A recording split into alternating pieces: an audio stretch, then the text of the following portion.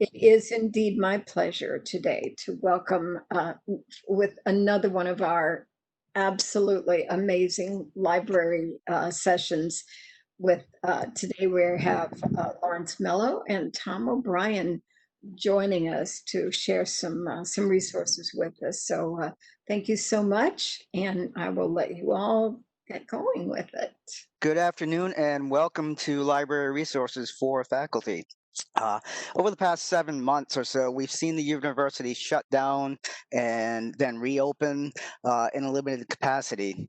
And while many people know that the library has been open since August, my coworker Larry and I, we want to take some time today to show how the library is still providing critical resources and services to faculty, students, and staff. With that in mind, I do want to make a distinction. Some of what will be shown today will be resources specifically for faculty, and some of it will be resources for students that faculty should be aware of. So we're going to start. I'm going to stop sharing this screen, and we're going to start at the library homepage. Okay, so here we are at the library homepage, and what better place to start than by going right to the welcome statement here, and it says, "Here's everything you need to know rather before visiting." So I'm going to click on that, and right out the bat here, I think one of the first things that sticks out in my on my screen is this library capacity. Uh, Currently, the library has a capacity of the Wimberley Library has a capacity of 125 students. And one thing you need to know before you go there is you want to check the occupancy because they will not allow more than 125 students at a time. So we can check the occupancy here. And we'll see here that the Wimberley Library is at 27% capacity. So 91 people are still allowed in. That's kind of crazy for this time of day, but it's kind of crazy times that we're in. And the Jupiter campus is at 40% capacity, allowing 12 more students to come in. One thing you can also do here, and you need to know before you go to the library, and we'll get to other stuff too, but is the computer availability. So you can check the computer availability. This is the instruction engagement east side of the first floor. And it tells you here that there are 21 available computers and one is in use, two are currently unavailable. And the cool thing about this is we have this really awesome graph that tells you where exactly those computers are that are being used and the ones that are not being used. So this one here with the triangle, this tells you that's being used. And you notice these computers are all spaced out for social distancing. And you can also come on, now that's the east side of the floor, and you can also check on the west side of the first floor because it's only the first floor that's open. And you can see here again, we have 46 available computers and 6 in use. And there's your map again. So let me get out of this here a second and go back to our what to expect in fall 2020. Um, One thing that you'll notice on all of the library pages, I believe it's 40 seconds or so, this little guy on the side here is Ask a Librarian. It's going to kind of come out and ask you, almost asking you to ask us a question. And you can chat with a librarian in real time here if you have a question. Um, and if you don't want to do that, you can also click on Ask a Librarian at various parts of the page. And you can either chat on your phone, you can go on your computer, and get a librarian that way. I also want to mention here, scrolling down just a little bit, we have special announcements, and you can see the latest one was just from about a week and a half ago or so, maybe 2 weeks at this point. September 30th, the Wimberley Library is now offering individual spaces for exams. So we'd have a space set aside on the first floor for students to take a quiet area where students can, and I'm going to click on that, where students can sign up. You can see here there's an online form available. Students can sign up and get about it. I believe it's a 2 hour. I want to say it's a 2 hour time for a quiet workspace. And I'm going to go back a little bit. And you see also an important An important announcement was back from August, but it was the interlibrary loan department extending their services. So it wasn't just electronic materials that they could get, and now it is actually physical items that we can get for faculty and students. Another important announcement was the contact mail material delivery. So students could actually go online, go create an account for interlibrary loan, and they could actually get their materials taken from the shelves, which students don't have access to right now on the upper floors of the library. And that material will be pulled for them. They'll be emailed about their material when it's ready for pickup, and they'll be given instructions on how to pick up that material. So moving on from more service and resource updates, you can see that the library has, for various sources and various services, they have updates here on what to know about certain things, such as book returns. I keep getting emails from students and faculty about materials that they have out. And if you click on this here, you can see that the materials will be extended to January 15th, 2021. So that's good to know as well. Here's your Ask a Librarian link. I was talking about the widget that slides out over here, but you can also click on Ask a Librarian here, and you can go on your phone or in your computer and get a librarian that way. Um, Borrowing materials, everything you need to know about borrowing materials is here. You're creating an interlibrary loan account. Again, you'll be notified once your material is in, and then with the instructions on how to get your material. Computer labs, again, the library is only open on the first floor, but I showed you the the computer availability, and that's on both the east and west wings of the library. Course reserves is an important thing to know. We get a lot of emails about this, and we are not providing access to physical course reserves for the semester, uh, but you can get electronic reserves. In the exam space, I mentioned we have a space now on the first floor for students to make a reservation and have their own quiet space. The library is still including exhibits. The first in-person exhibits, rather, are closed for the semester, but we do have an current online exhibit here called Erase Hate, which you should check out. Um, the government information area with the Federal Depository Library Program and the GIS corner and the government information and maps is open. You can click on any of them. Click on any one of them, and you can email them here or call them for more information. Uh, Again, interlibrary loan has now extended to physical items as well as electronic items. The Jaffe Center for Book Arts is actually closed, but they do have some online events, so you can check them out as well. Um, I'm going to skip on the on-demand workshops and tutorials because my coworker will actually get to that. Recorded sound archives, the material can also be found online as well, as is same thing with special collections and university archives. Um, Again, virtual hours will be explained a little bit later in the second half of this. One of the things I really, really like about our web page right now is we have the frequently asked questions section. And these are all questions that I'm getting constantly on Ask a Librarian through email when I give class instruction. These are the typical questions that come up. So just to briefly go over them, what time do the libraries open? We are open right now from Monday through Friday from 8:30 to 5 p.m. And if you click on that, we'll also get the Jupiter campus hours as well, 10 to 4, and HBOI 9 to 4. So, who can access the library buildings? We are currently closed to the public, but we are open for faculty, staff, and students from both FAU and Palm Beach State College. Important information to know though is, do I have to wear a face covering while in the library? Yes, you do have to wear a face mask. It has to be fully covering your face, and you also need to make sure that you have your ID with you as well, because you're going to be scanning in to get into the library. So who can access the buildings here? If you're a Palm Beach student, you'll need to fill out this form. It'll basically register you for access to the library. Um, Can I get help remotely? Yes, there's the Ask a Librarian service that we already mentioned. But in virtual office hours, again, that'll be explained in a few minutes. Spaces that are available in the library. We are open again, just the first floor. All the other floors are closed. And again, mentioned how many people are allowed in the library. It's 125 currently for capacity. But you saw earlier that I think we were at 20% or whatever it was. Um, Food and drinks, are they allowed in the library? No, they are not allowed in the library. We do have Dunkin' Donuts on the first floor, but that is also closed. So no food and drinks are allowed in the library.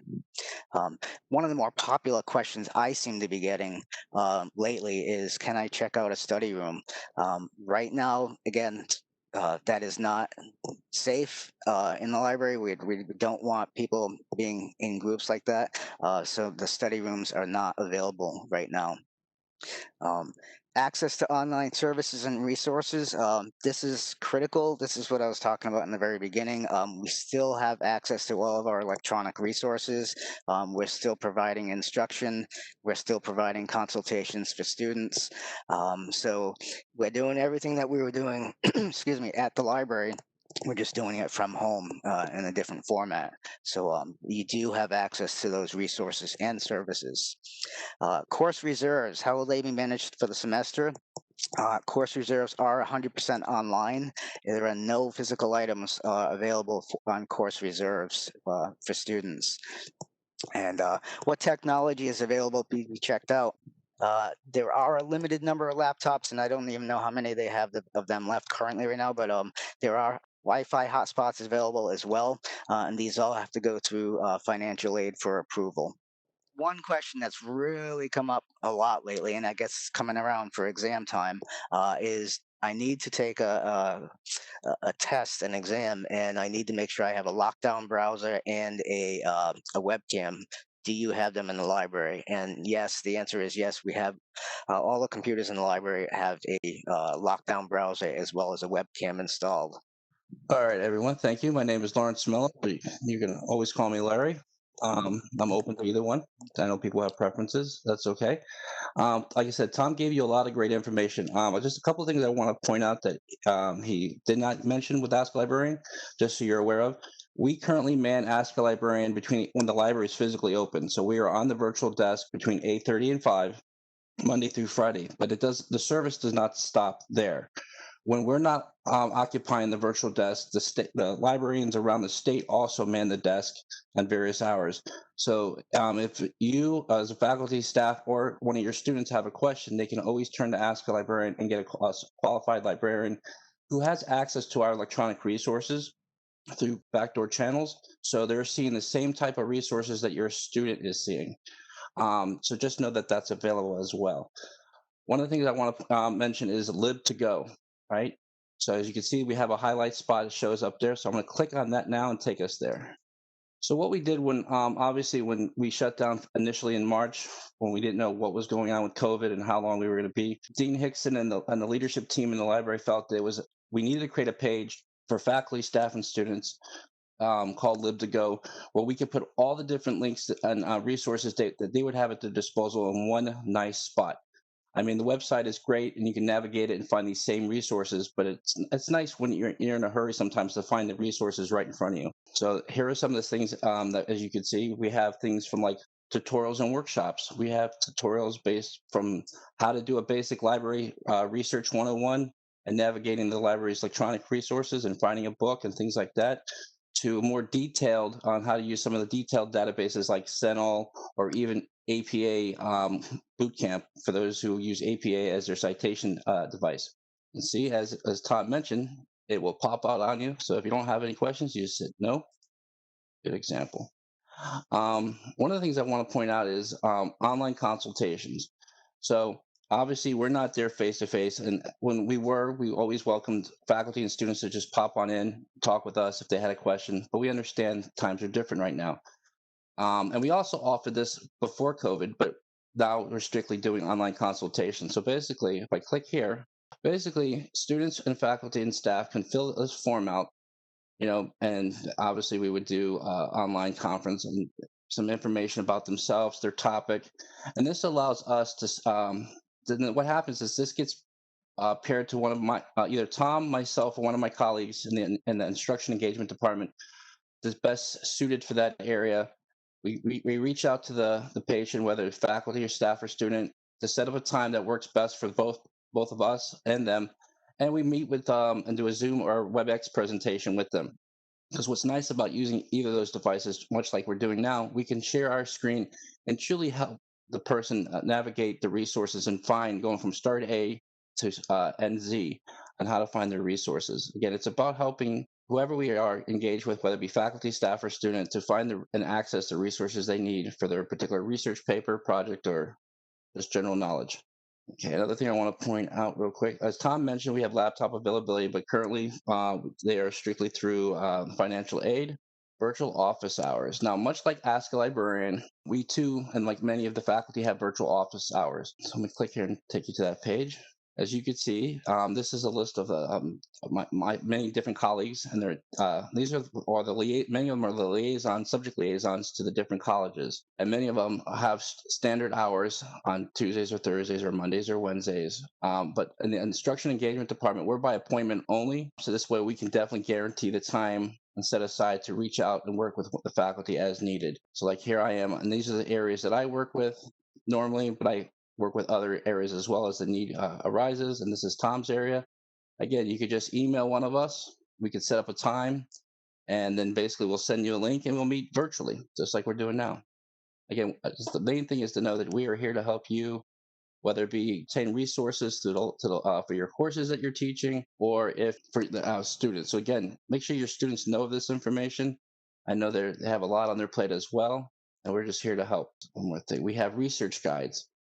This is a very useful tool. So we have both course guides. So when we teach instruction courses, Tom mentioned, we usually create a course guide strictly for that class with topics and subject research material for that class. But we also have research guides on various topics from, what's the one I'm thinking of right off the top of my head, how to deal with websites and tell if they're authentic. There's an APA boot camp created by a colleague of mine. Her name is Lori Rebar. There's government information research guide. We have over 40 or so different research guides, as well as course guides, to try to help narrow the topic down and keep it concise to that one information. Now, one thing I want to point out is a lot of this information is strictly could be used for both faculty, staff, and students, but we also have a section up here for faculty resources. So I'm going to take you there real quick to point out a few different things that will show up here. We have a faculty resource service guide. So if we click on this, those of us in the instruction engagement department put this together. They have many different, a lot of good information for the faculty as far as things like borrowing privileges, library policies and guidelines, how to renew books, interlibrary loan, many different things that is geared more towards faculty than a student. So that's why we put that link there. I remember there was a question earlier, Tom, that was how do I request an instructional session? So right here, remember this is under the faculty resource section of LibToGo. I can click right here, and basically a faculty member will fill this out, provide all the information regarding the course, the type of information they'd like covered, and things like that. And what happens is it will get paired with one of us in our department in instruction engagement, and we'll reach out to the faculty member to work out particulars. And then obviously during COVID, we're doing all Zoom or WebEx sessions, and it's done very well. Many of us have done multiple sessions on numerous days. Just depends on how as they come in. And I think Tom had one on Saturday, so we do them whenever and wherever. We're here to help you guys help your students. As Tom mentioned, course reserves strictly is online currently. One thing I want to point out for many of the liaisons, and like I said, Tom and I are two of the different many liaisons that we have. I know currently, obviously, course reserves are not available for physical items. So I know what I do in my subject areas, I try to help the faculty look through the catalog and find their e-resources that if they have a book that they may be using for an instruction session, that they know of. If they send me the title, I'll look in the catalog to see if it's available electronically.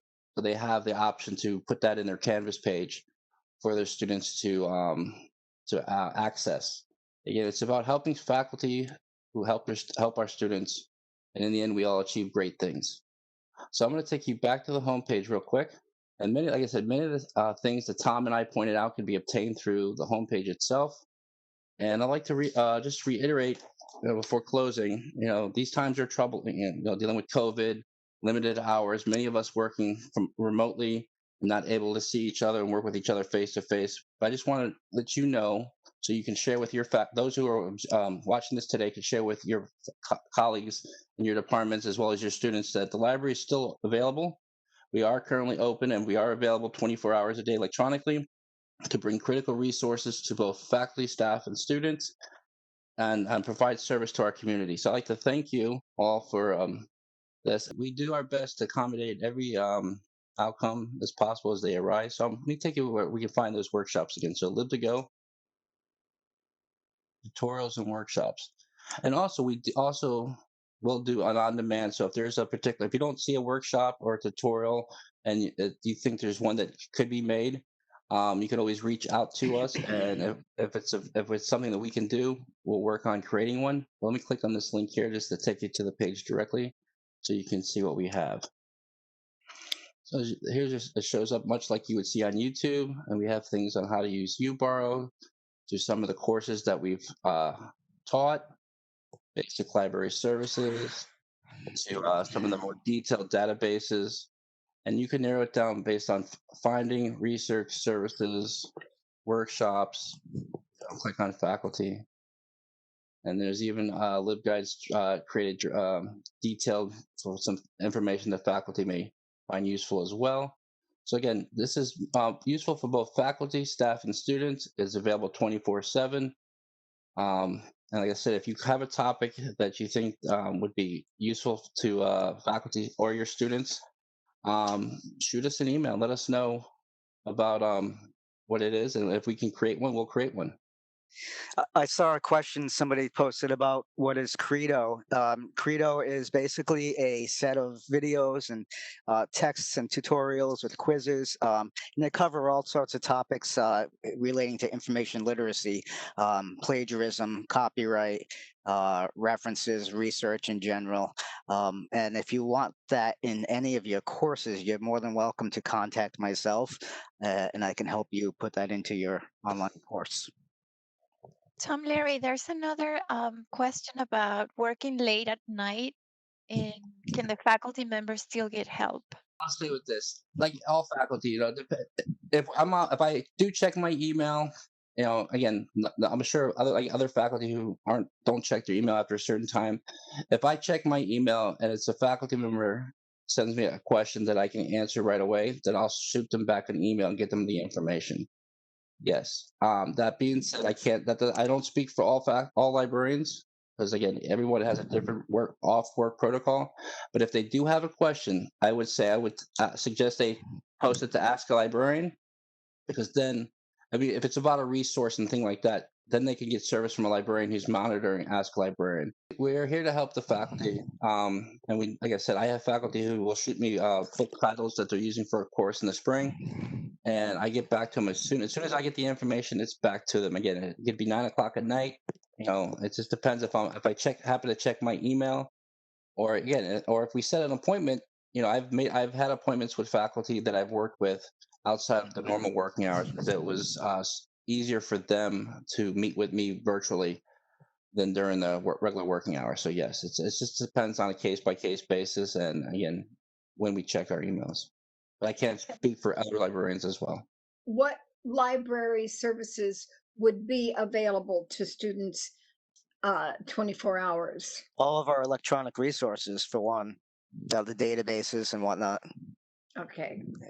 All of those links that I showed on for the different departments, whether it be the Jaffe Center for Book Arts, or every one of them. So I came to this session primarily because there are times when I am searching for documents to support what I'm doing with my work, with my research and scholarship, that I run into little issues with it because the library site changes so often.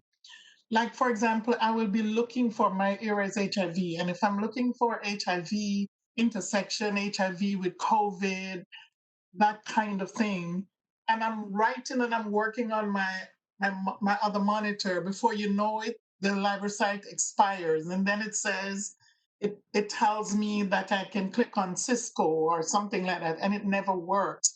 So often I have to go and start over again because I'm working simultaneously on the two documents. So I was just wondering if there was another way, or I just wanted to see. I'm not saying that there should be, I'm just asking, might there be another way that I could be using a document and then having to start over because the search expired? So you were able to find, say, an article on whatever your topic is, and then while you're Yes. using it electronically, the system timed out. Yes, Like it times out, and then it is telling me I yeah, can click to start over, or I can click to, and I see different databases, icons of different databases mhm, coming up. But each time I click on one of them, it takes me to something I don't know. So right. to get over that, I have to start over. Right. Like my colleague Tom, I've never seen it where it's timed out, but I have, I'm not on it for, I mean, when I'm on it, I'm not doing research for hours on end, so I've never experienced that. Yeah. One thing I always tell students, and it's good for us as faculty, is when you find that article and it's Mhm. available as a PDF, download the PDF. Just download it. Yeah. Because I mean, you could always delete the file later, but if you have the PDF, then the nice thing about that PDF is you don't have to then log back in when you want to use that article, that PDF article Yes. later for your research, because it's yours to own and keep, and take with you. So, I mean, I do know like our catalog will time out at certain times. I'm not familiar with or had any issues with the databases, but that's what I would suggest is if you find an article, download the PDF, and then you can always go back to it and not have that issue. Now, another thing is a lot of the databases, you'll see, I think, each database is different, and there's always usually an icon or a folder will allow you to like create a free profile, which will allow you when you're searching within that database to store articles or result finds in that folder. So when you Oh, go back into that database and log in with the profile that you created, the stuff is still there. Well, I'm going to put up our last slide so they can have our contact as well as our department's information. I know it's going to be sent out, but I know some people like to write things down. So as you can see, here's mine and Tom's contact information via email, as well as the Instruction Engagement Services Department with their phone number that is being monitored remotely, and email. And like I said, if you have if you have as a faculty member, or again, share this information with your students. If you have more detailed research information needs to be addressed, always fill out that consultation form. We're happy to meet with you, and we try always to pair one of us up who's best fitted for that area. Because obviously, there some of I mean, I have colleagues who are best suited for the nursing and medical and science fields a lot better than I may be, and I'm a lot better with the history and political science and communications areas than others. So we try to pair the consultation up with who's best suited for that area, as well as if you have instruction sessions that you like done. Again, we have a lot of workshops and tutorials, but we're always glad to do a live session to go over resources as they are distinctly needed or used in your session, your course. Like Judy said, we'll send out this slide as well as the links to Lib2Go and what you should know before, even though it's on the web page. But I know it's nice to have a link in an email that you can just bookmark right away, and then it's saved on your computer. It's my pleasure.